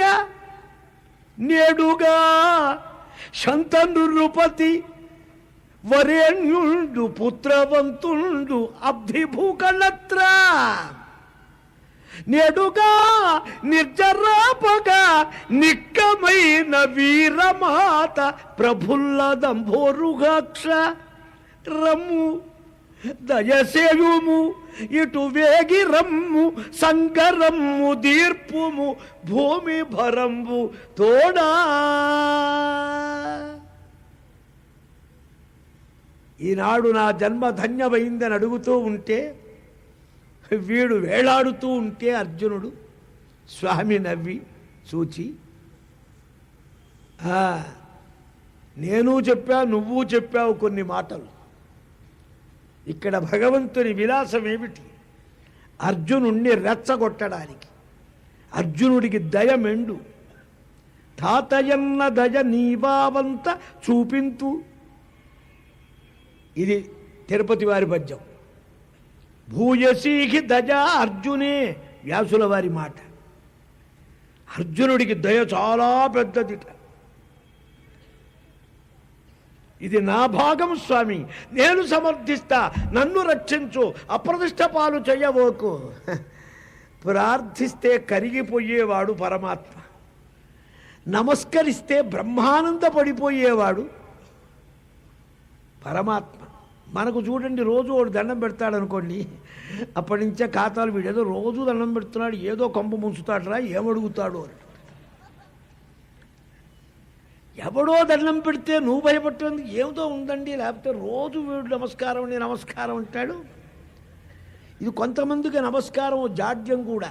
రోడ్డు మీద పోతూ ఉంటే వాడికి ఎవడూ దండం పెట్టడని తెలియని వాడికి కూడా దండం అండి అంటుంటాడు. అంటే ఎదురుగానన్నా అంటాడు కదా అని. అప్పుడు అనండి నా పోటీవాడు. భగవంతుడు నువ్వు మనస్సుతో పెట్టు, వాక్కుతో పెట్టు, మనఃపూర్వకం కాకుండా పెట్టు. ఏమైనా సరే మిత్రభావేన సంప్రాప్తమపి శత్రుం. రామాయణంలో విభీషణ శరణాగతి. మిత్రుణ్ణని పేరు పెట్టుకుంటే వస్తే చాలరా, నేను రక్షిస్తానన్నాడు. వాడు డబ్బు కోసం వచ్చాడు సార్, అర్ధార్థి. ఆపత్తొచ్చొచ్చాడండి. ఆపన్నానాం పరాగతి తార చెబుతుంది కిష్కింధాకాండలో. దేనికైనా నా దగ్గరికి వచ్చాడుగా, సంతోషిస్తాడు స్వామి. అర్జునుని మాట మన్నించి ఏం మాట్లాడలే, వచ్చి కూర్చున్నారు రథం మీద. సాయంత్రం అయిపోయింది. 9వ రోజు యుద్ధ అభ్యవహారం అయిపోయింది. రాత్రిపూట మళ్ళీ చేరారంతా. అప్పుడు స్వామి ధర్మరాజు అన్నాడు, బావా కృష్ణ మాధవ, అసమర్థుణ్ణి యుద్ధాన్ని పెట్టుకున్నాను. నా దగ్గర బడాయిలు కొట్టిన వాళ్ళు ఉన్నారు. అమియునరించబోవు సమయంబున యుద్ధం చేసే ముందు ఎవడరా వీడిని గెలిచా నేనన్నాడు ఈయన బుకాయింపుగా. ఆయన సంగతి అర్థమైంది. ధర్మరాజు కూడా బాగా దెబ్బలు తగిలినాయి. ఆ రోజు దెబ్బలు తగిలితే కానీ రోషం పుట్టదండి ఎవరికైనా. ఇప్పుడేం చేయమంటారన్నాడు. అంటే స్వామివారు సర్వజ్ఞమూర్తి. బావా నీ నాలిక మీదే ఉందయ్యా మంచి జడ్డలు అన్నారు. ఏమిటి తమాషా ఆంతర్యం? ధర్మం పూనుకున్నప్పుడు అనుగ్రహం భగవంతుడిస్తాడు. ఇది తమాషా. ధర్మం మనకు సున్నా అయినప్పుడు భగవంతుడు ఎప్పుడు అనుగ్రహించడు. పొరపాటు. ధర్మస్య గోప్త ధర్మస్య రక్షిత. ధర్మమే ధర్మరాజు ఇక్కడ. యుధిష్ఠిరో ధర్మమయో మహాద్రుమ. స్వామివారి సహాయం అని అనుకుంటారు కానీ మీరు భారతంలో ఎక్కడ కీ పోస్ట్ ఉన్నదో అక్కడల్లా ధర్మరాజుదే ప్రమేయం. ధర్మరాజును ముందుకు తోసి స్వామి వెనకుంటారు. ఎందుకని ముందు ధర్మం పేస అయితే పరమాత్మ పేస అవుతారు. ఇంత దృఢంగా చెప్పింది భారతం. ధర్మాన్ని అవతల పెట్టి కేవలం భక్తో పొగడతో ఇచ్చకాలకు ముఖస్థుతిలో చేస్తే వెర్రి వెంగళప్ప భగవంతుడు మీ పిచ్చి పిచ్చి స్తోత్రాలకు సంతోషపడి కరిగిపోవటానికి నీ హృదయ ధర్మం ఎంత ఉన్నదో చూస్తాడు. సాధన భక్తి, సాధ్య భక్తి, ఫలభక్తి, సిద్ధభక్తి, ఏకాంత భక్తి, పరాభక్తి, ప్రేమ భక్తి. భక్తులు ఎన్నున్నాయి. ఏ భక్తికి వీడు చెందినవాడు? తెల్లవాళ్ళు గంగాళం టీ తాగుతాడు, ఏకాహమని మొదలు పెడతాడు, మైకు పెడతాడు, బద్దలు కొడతాడు, ఊది వాళ్ళందరినీ నిద్రపోనివాడు. భగవంతుడు కాదు కదా, బజారు వాళ్ళు కూడా సంతోషపడరు వీడి భక్తికి. ఏమిటి? భగవంతుడి దగ్గరికి వెళ్ళేట్టుండాలి. ధర్మదేవత నీవే చెయ్యాలన్నారు. చూశారా? ఆయనకు వస్తుందండి స్ఫురణ. మాధవ కృష్ణ గుర్తొచ్చింది ఒక్క మాట. మా తాతను మొదటి రోజే అడిగాను, ఇబ్బందిగా ఉంటే నా దగ్గరికి రారా అన్నాడు. అదొక్క మాట ఉందన్నాడు. ఇంకేం కాని ఉందామన్నారు. పద నేను కూడా వస్తాను. చూడండి ఎట్లా అనుసంధానమో. ఇన్ని తీసుకొని ఆయన బయలుదేరాడు. రాత్రిపూట డేరాలు. అది చాలా ధర్మకాలంలేండి. నేటి ప్రజలు, నేటి రాజకీయం, నేటి యుద్ధాలు ఇవన్నీ ఒట్టి ఆ పేరు చెప్పుకోవడం దండగా. రాత్రిపూట శత్రుపక్షం మధ్యలో సర్వసేనాధిపతి అయిన భీష్ముడి దగ్గరికి అపోజిట్ పార్టీ నాయకులంతా హేమాహేమీలు వెళుతూ ఉంటే వాళ్ళకి మిలిటరీ ఉందా, ఎస్కార్ట్ ఉందా, రక్షకులు ఉన్నారా? కూర్చుంటే లేవలేని వాడికి 3 తుపాకులు పట్టుకు ఉంటారు ఎనక. ఎందుకు మేస్తారు ఈ తుపాకులు అన్నారు? వీలైతే వెనకవాడు కాల్చడానికట, లేకపోతే పక్కవాడు కాల్చడానికి. అట్లాగే కాల్చారు కూడాగా మన దేశంలో. ఈ తుపాకులు మిమ్మల్ని పేల్చడానికి పనికొస్తాయా, శత్రువుల్ని పేల్చడానికా? పాపం వాళ్ళని అనకూడదండి. వాళ్ళ పిస్టోళ్ళు వాళ్ళ పొదుల్లోనే పేలి చచ్చిపోతున్నారు కొంతమంది. ఆయన రక్షక భటుడు గారి పిస్టోలు ఆయన కడుపులో పేలి ఆయనే తెచ్చాను పెద్ద పేపర్లో.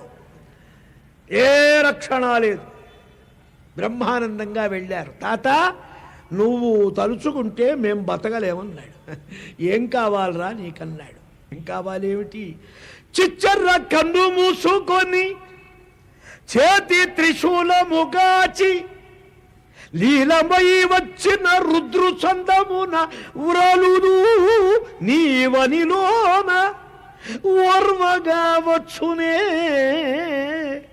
నిన్ను ఎట్టి మగవారికి నీ కృపనాశ్రయింపగా వచ్చితిమి ఎవిధిన్ గెలువవచ్చు మహాత్మా ఎరుంగ చెప్పవే. తిక్కన గారి మాట. ఆగ్రహోదగ్రుహైన ప్రళయకాలకర్త అయిన రుద్రుడు త్రిశూలాన్ని ధరించి విజృంభించినప్పుడైనా నిలవచ్చేమో గాని తాత నువ్వు ధనస్సు పట్టుకుంటే ఆహా అదే అన్నాడు కాయన. కోడె భజస్సు నిన్నెలమి గోటికి మీసము చిక్కునాడు ముయ్యేడిరులాళ్ళు పోరు వెలయించిన భార్గవరాముడెంత ఎల్లాడెను. 3 కాళ్ళ ముసలయ్యవు నేటికెదిర్చి కృష్ణుడు క్రీడియు తల్లడిల్లిరి అవని నిరుమోను మగండు బుట్టెనే. చెప్పేశాడు తాతయ్య. ఉన్న రహస్యం చెప్తాను ఆయన. అర్జున నువ్వు విను బాగా. మీ పార్టీలో లీడరా శిఖండి ద్రుపదుడికి ఒక ఆడపిల్ల పుట్టింది. అదెవరు? అంబ. భీష్ముణ్ణి చంపడానికి పుట్టింది. ఆడపిల్ల పుడితే వాళ్ళ ఆయన కొంచెం నొచ్చుకుంటాడని కొంచెం కడ్రాయిరు కట్టి మగపిల్లవాడన్నది పెళ్ళాం. మగపిల్లవాడన్నది కదా అని సంబరంతో గెజిట్ పబ్లికేషన్లో ఇచ్చేశాడు మగపిల్లవాడని. అందరూ మగపిల్లవాడన్నారు. తర్వాత రాత్రి ఇంటికి వచ్చా చెప్పింది ఆవిడ, మీరేమనుకోవద్దు కొంచెం పొరపాటు, కొంచెం నా బొంద ప్రధానమైన పొరపాటు వస్తే. ఇప్పుడైతే సెక్స్ మార్పిడి డాక్టర్ల దగ్గరికి వెళ్ళేవాళ్ళేమో మనకు తెలియదు అనుకోండి. వెనకాలం కనుక ఇద్దరూ గుట్టుగా మగపిల్లవాడిగానే ట్రీట్ చేస్తూ వచ్చారు. పెళ్ళీడు వచ్చింది, అది పెద్ద క్వశ్చన్. పెళ్ళీడు వస్తే కూడా సాహసించారు. హిరణ్యవర్మ అని ఒక మహారాజు కూతురు అందమైన పిల్లను ఇచ్చి పెళ్లి చేశారు. సరే మంచి లాంఛనాలు, బ్రహ్మాండం, అట్టహాసం అంతా ఉంది. అన్నిటితో పంపించారు అమ్మాయిని. 3 రోజులు ఆ అమ్మాయి వెంట దాసీలు కూడా ఉంటారుగా. వాళ్ళు పెదవి మిర్చారు. వీడెక్కడ మగవాడండి, ఇదెక్కడ ఇదండి, ఏదో గుసగుసలు గసగసలు. మన వాళ్ళు తేల్చి పారేస్తారు ఆ రాత్రికే. ఆ రాత్రి రిపోర్ట్ ఇస్తే కాశీలో గోదానం చేసినంత పుణ్యంట. వేధవ సూత్రాలు కూడా పుట్టించారు, కొన్ని దౌర్భాగ్య సూత్రాలు. అల్లరయింది. అమ్మాయి మెల్లగా కబురు చేసింది నాన్నగారికి. వాడు అక్షౌహిణి సైన్యం తీసుకొని బయలుదేరాడు. వస్తున్నా కబర్దా డొక్క చించేస్తాన్నాడు. ఏమిట్రా ఇదే పరిహాసం, ఆటాడుతున్నావా తమాషా? వీడు గడగడలాడాడు. మొగుడు పెళ్ళా, నీ వల్ల నేను చెడ్డా, నా వల్ల నువ్వు చెడ్డా, ఇద్దరం చెడ్డావు. అబ్బాయి వచ్చాడు. అబ్బాయి అనే అమ్మాయి Shikhandi.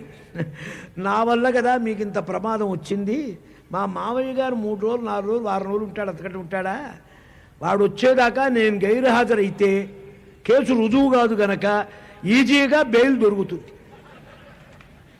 Bail bail bail jail తప్పితే బెయిల్ అన్నారు, బెయిల్ తప్పితే జైలు అన్నారు. జైలు కాకుండా ఉండటానికి బెయిల్ వేసుకుంటే సరిపోతుంది, నేను ఆబ్సెంట్ అయితే చిక్కు తీరిపోతుందని వాడికి ఒక థాట్ వచ్చింది. శివప్రభావం, వరప్రభావం. వీడేడుస్తూ వెళ్ళిపోయినాడు అడవిలోకి. చూడండి అదృష్టం అట్ట. తంతే గారెల బుట్టలో పడ్డాట. మసాలా గారెలు ఉన్న గంపలో తంతే వెళ్ళి పడ్డాడు. గుమగుమలాడుతున్న కరేపాకు వాసన బాగుందిరా అని పట్టించాడు. ఇక్కడే ఉందాం అనుకున్నాడు. అదృష్టం చెప్పలేము. వాడక్కడున్నాడు, యక్షుడి యొక్క కుబేరుడు యొక్క మంత్రి, వాడు ఓ సేనాధిపతి.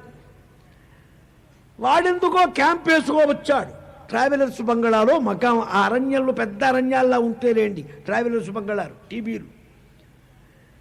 దాంట్లో మకాంలో ఉన్నాడు. ఈ అమ్మాయి చెట్టు కింద కూర్చొని ఓ ఏడుస్తున్నది. స్త్రీ కంఠమాయి మధురంగా ఉంది, ఏడిచినా మాధుర్యంగా ఉంటుంది కదా. అది వీణాలాపంలాగా వినపడి వాడికి దయగలిగి వాడొచ్చాడు. అమ్మాయి ఏమిటన్నాడు. ఏమిటైతే నువ్వేం చేసేది ఉంది బొమ్మ, కాదు కాదు అట్లా అనవకమ్మా, ఏమిటి చెప్పు, నాకెందుకో నీ మీద అపార కృపారసం కలిగింది, ఇట్లా వచ్చిందన్నాడు. నీకు ఎన్నాళ్ళు కావాలి? వీక్లీ లేకపోతే 15 days అన్నాడు. వాడు ఉంటాడా? మా మామ వెళ్ళిపోతాడు, మా మామ ఉండగా ఎంసీ సర్టిఫికేట్ వస్తే చాలు, నాకు ఇబ్బంది లేదని. అయితే నాకు ఒక్క చిన్న విద్య వచ్చు, వేద విద్య, దీనికోసం నేర్చుకున్నట్టున్నాడు. నా పూస్తుని నీకు ట్రాన్స్ఫర్ చేస్తా, నీ స్త్రీత్వం నాకి, నువ్వు వచ్చేదాకా ఇక్కడ కూర్చుంటా చీర గీర కట్టుకొని, మళ్ళీ మోసం చేసేవు సుమా. అట్లా చేయనండి, మీరు దేవుడి వంటి వాళ్ళు. నమస్కారం చేశాడు. వీడు టీవీగా బాగా దర్జా దసరా బుల్లాగా వచ్చాడు. ఏమిట్రా అన్నారు. మామగారు వచ్చాడు ఇంతట్లో. ఏమయ్యా, ఏం బుద్ధి లేదా, పిచ్చి పిచ్చి కబుర్లు చేయడం, వీడు టీవీ చూడబోతే చాలా గడుసరిగా ఉంది, మా అమ్మాయి అట్లా అన్నది, ఏమిటో తెలుసుకోవాలని అన్ని కొంచెం వేస్తే వీడు మంచి పర్ఫెక్ట్గా 12 షోడశ కళా పరిపూర్ణుడైన పురుషరత్నం అని తేలిపోయింది. ఆ పిల్లలు 4 చివాట్లు పెట్టి, చీని దుంపదగా వంశానికి అప్రతిష్ట తెచ్చావు, ఇట్లాంటి దిక్కుమాల కేసులు తెస్తావా నువ్వు, ఈ తేడా చంపేస్తానన్నాడు. మళ్ళీ వినిపించుకోలేదు. క్షమాపణకు 2 అగ్రహారాలు ఇచ్చేశాడు. అల్లుడికి ఎక్స్ట్రా ప్రజెంటేషన్స్ ఇచ్చి వెళ్ళాడు. ఇంతలో చూడండి తమాషా, అనుకోకుండా వితౌట్ నోటీస్ కుబేరుడు క్యాంపుకి వచ్చాడు. అక్కడి అరే ఆ వెధవేట్లా రాలేదన్నారు. వాడు వస్తేగా, వాడు ఉండే వచ్చేట్టున్నాడా, రాలే వచ్చేట్లేడండి, ఎందుకు రాలేదు? అట్లాగా రమ్మన్నాడు. ఎరా నీకు ఫిమేల్గా ఉంటూ సరదాగా ఉందే, తథాస్తు అలాగే ఉండమన్నాడు. బోర్డులో ఇది పర్మనెంట్ ఛాన్స్ అయిపోయింది. కాళ్ళ వేళ్ళ పడ్డాడు. నా నోటి మాట తప్పదు, ఒక్కటి షరతు, వాడు బతికున్నంత వరకు నువ్వు వింతే, వాడు చచ్చిన తర్వాత నువ్వు పురుషుడు అవుతావు. అంబ శిఖండి అయ్యే అతడాడుది వామి మొగమ్ము చూడనంచున్. ఇది రహస్యం తాతయ్య చెప్పింది. వాడిని అడ్డం పెట్టుకో, నువ్వు కొడుతూ ఉండు, నేను పడిపోతానండి. ఆరయ్య నీవు ధర్మజునకు ఆయువు పట్టెరిగింపగుండినను శౌరియు సవ్యసాచి మరునాడు రణంబున నిల్తురే. కృపపారగా నిక్కపుంగినుకపై కొని నీవు ధనస్సు పట్టినన్ నీరయిపోవే లోకములు నింగి గుభిల్లున కూలిపోవదే. తృప్తిగా వెళ్ళారు. 10వ రోజు యుద్ధం, బ్రహ్మాండమైన యుద్ధం. దుశ్శాసనాదులందరూ ఒక్కడొచ్చారు, బాణాలేస్తున్నారు. భీష్ముడు అంటున్నాడు, అబ్బాయి నేమే బాణ శిఖండిన ముసలాజివ మాంఘనంతి. ఇనప రోకళ్ళు గుచ్చుకున్నట్టున్నాయిరా, ఇది శిఖండి బాణాలు కావురా, శిఖండి బాణాలు తాటాకుల్లాగా ఉంటాయిరా. అర్జునస్య ఇమే బాణా, ఇవి అర్జునుని బాణాలరా. కొడదామని ధనస్సెత్తుతే శిఖండుగాడు కనపడతాడు. అప్పటికీ అందరినీ కొట్టాడు, శిఖండిని కొట్టలేడాయి. ఈ సందు చూసుకొని పడేస్తే తూర్పు దిక్కుగా శిరస్సు పెట్టి ఆజాను లంబ భావో దండాలు కలవాడు, విశాల వక్షస్థల మండితుడు, గంగానందనుడు, సర్వలోక పూజ్యుడు, ధర్మస్వరూపుడు, పరమ భాగవతుడు. సరిగా మార్గశిర శుద్ధ త్రయోదశండి యుద్ధం గీత మొదలైంది. దానికి 10వ రోజు చూడండి భీష్మ పతనం. ఆ అమ్ముల పాన్పు గుచ్చుకున్నాయి, అమ్ముల మీదనే పడిపోయినాడు. పడిపోయిన వాడికి అందరూ దివ్యమైన స్తోత్రాలు చేశారు, నమస్కారాలు చేశారు. పడుకున్న వాడిని చూచాడు. భయపడుతున్న అర్జునుడిని పిలిచాడు, నాయనా నువ్వు మహానుభావుడివిరా, నీ బాణాల చేత నా శరీరం వాలిందిరా, చాలా సంతోషం, దుఃఖపడేది లేదు. బాణాలన్నిట్లో గుచ్చుకున్నాయి, ఈ తలకాయి వేలాడుతున్నదిరా తండ్రి. ఇప్పటికీ మీకు చూపిస్తారు. భీష్ముడి దగ్గర ఒక పెద్ద లోయ వంటి గంగ దిగటానికి, దాని పక్కన భీష్ముడి యొక్క స్థానం, అక్కడ భీష్మ శరీర దహనం అయింది. కురుక్షేత్రంలో చూచి రావచ్చు. దప్పిక అవుతున్నది, ఈ తలకాయ కొంచెం వేలాడుతున్నది. దప్పిక అవుతుందంటే మనవాళ్ళు వెళ్ళారండి, ఏది ఫ్రిడ్జిల్లో పెట్టిన పెద్ద పెద్ద బాటిల్లో కూజాలో పట్టుకొద్దాం. కోల్డ్ వాటర్ అయితే సమ్మర్లో చాలా బాగుంచి నీ మొహం మండ, ఈ నీళ్లురా. దివ్యత్వం పొందిన శరీరాన్ని అర్జున నువ్వివ్వాలరా. బాణం వేసి కొడితే లోపల నుంచి గంగ వచ్చింది, వారుణాస్త్ర ప్రయోగం. ఆ ఆ గంగతో తృప్తుడై పరితృప్తుడై పరిశ్రాంతుడై ధర్మం చేత ఆనందంతో బ్రహ్మానంద పడుతూ ఇది ఒక యజ్ఞం అనుకున్నాడు. యుద్ధం అంటే మరణానికి ఆయుధాలకు తావనుకోలే మహానుభావుడు. తృప్తుడైనాడు. తల ఎట్లా అన్నారు, పెద్ద పెద్ద బూరుదూది దిండ్లు అన్నీ తెచ్చారు. బాణాలు వేశారండి. సమీపవర్తి బాణ ప్రయోగ నైపుణ్యం కలవాడు అర్జునుడు. ఆ బాణాలు అలా వెళ్ళి కిందికి వెళ్ళి తాతయ్య తలకాయని పైకెత్తి ఏ లెవెల్లో దిండు ఎత్తు ఉండాలో చాలంటే ఆపేశాడు. హాస్పిటల్లో బెడ్డు తిప్పుతారు చూడండి బాణాలతో. అది అస్త్ర విద్య. ప్రశాంతుడైనాడు, ఆనందించాడు.